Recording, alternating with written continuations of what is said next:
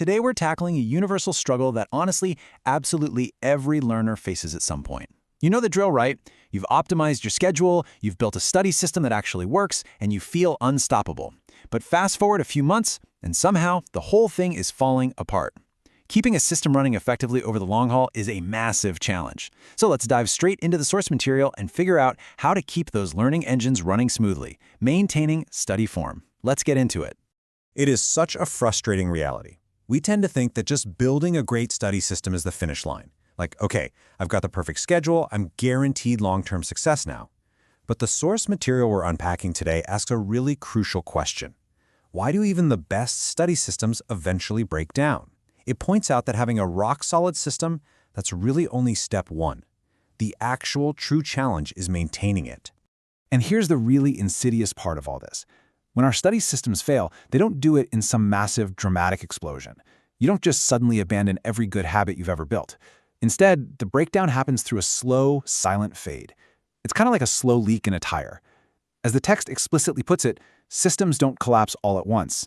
They drift. It's this quiet loosening of your standards that you barely even notice until, well, you're already totally off course. The source outlines how this drift follows a very predictable four-step progression, and it starts really small. Step 1, you rush. You're tired, you've had a long day, so you just hurry through. Then comes step 2. You start skipping steps entirely. By step 3, you're relying on easier strategies, dropping that hard active recall for some comfortable passive rereading. And finally, step 4. You abandon the routine completely and just wait until there's massive pressure, like a huge looming deadline to force you to actually do the work. So, if the core problem is this slow, silent drift away from our best practices, how do we actually stop it? Well, the source tells us we need to shift our focus away from the raw mechanics of our schedules and start looking at how we function within them. Enter study form. The text defines study form as the quality of how you study. It is not just about logging hours staring at a desk. That simply doesn't cut it. The source breaks this down into 3 specific elements: your focus, your structure, and your consistency. Think about it. When you sit down, how locked in is your focus? How strictly are you actually adhering to your structure? And how consistently do you show up day after day? Now, to understand why this matters so much, let's look at the relationship between your form and your system. When your study form is strong, your system produces great results. It operates exactly as it was designed to.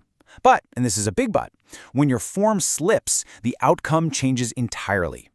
Slipping form makes even a brilliantly designed, objectively amazing study system significantly less effective. The text reveals a hard truth. Your system is ultimately completely dependent on the form you bring to it.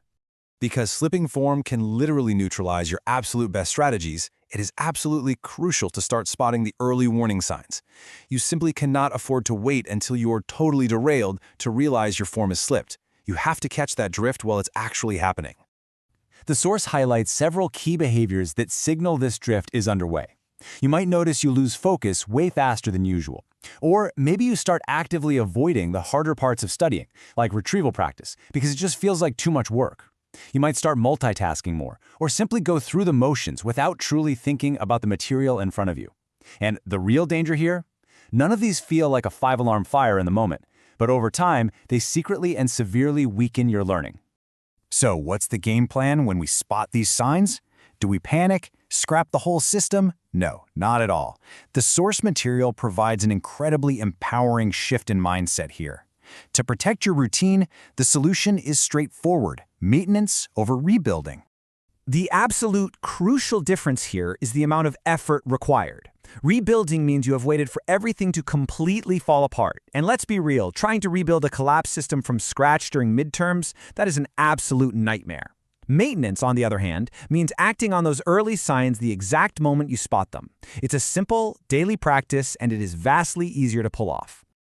And look, maintenance doesn't have to be some overly complicated ordeal. The source gives us 3 very simple, actionable steps. First up, do a short daily review. This keeps the information active in your brain without requiring a massive time commitment. Second, fiercely protect your study time from distractions so your focus remains razor sharp. Block out those interruptions. And third, keep your routine consistent, even and honestly, especially when your schedule gets crazy busy. These simple daily actions are what keep the drift at bay. I want to hit you with this powerful takeaway directly from the text. The goal is not perfect studying. The goal is steady form. You do not have to be totally flawless every single time you sit down with your books. Perfection is a complete trap. What you actually need is steadiness. Consistency is the armor that protects everything you've built. Which brings us to the most important question for you to consider right now. Take a hard look at your own habits. Are you starting to rush? Are you maybe avoiding the hard work just a little bit? Ask yourself honestly, where is your study form drifting today? Identify those warning signs early, make those easy maintenance tweaks, and fiercely protect the system you've worked so incredibly hard to build.